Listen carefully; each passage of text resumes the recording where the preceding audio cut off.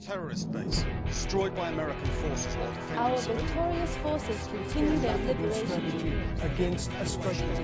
America and China reporting in several today's Security Council geopolitical session.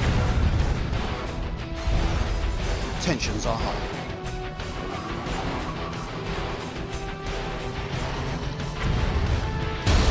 senseless American aggression once more fills Our the sky. premier again denied involvement. The military had the fragmented global